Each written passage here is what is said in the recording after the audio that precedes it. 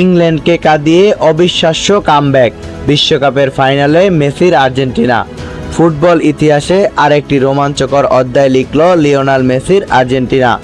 বিশ্বকাপের সেমিফাইনালের শেষ মুহূর্তে অবিশ্বাস্য কামব্যাক করে ইংল্যান্ডকে 2-1 গোলে হারিয়ে টানা দ্বিতীয়বারের মতো বিশ্বকাপের ফাইনালে জায়গা করে নিয়েছে বর্তমান বিশ্ব চ্যাম্পিয়নরা।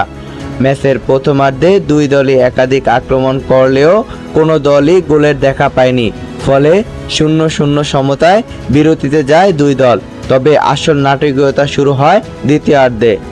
55তম মিনিটে ফরওয়ার্ড অ্যান্থনি গর্ডনের গোলে এগিয়ে যায় ইংল্যান্ড। গোল হজম করার পর আর্জেন্টিনা আক্রমণের গতি আরও বাড়িয়ে দেয়।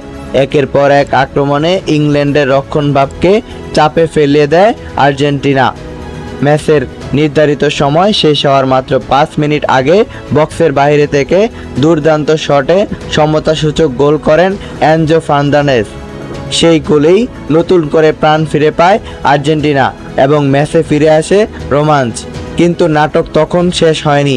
যোগ করা সময়ে 93তম মিনিটে বদলি হিসাবে মাঠে নামানো হয় লাউতারো মার্টিনেজ। দুর্দান্ত এক হেডে ইংল্যান্ডের জালে বল জড়িয়ে দেন তিনি। মুহূর্তেই উল্লাসে ফেটে পড়ে আর্জেন্টিনার দল, আর গ্যালারিতে হাসি ফিরে আসে লিওনেল মেসির মুখেও।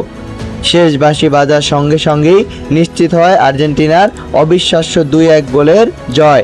এই জয়ের মাধ্যমে বিশ্বকাপের ইতিহাসে সেমিফাইনালে নিজেদের দুর্দান্ত ধারাবাহিকতা বজায় রাখল স্কলনির শিষ্যরা এবং টানা দ্বিতীয়বারের মতো বিশ্বকাপের ফাইনালে উঠল আর্জেন্টিনা।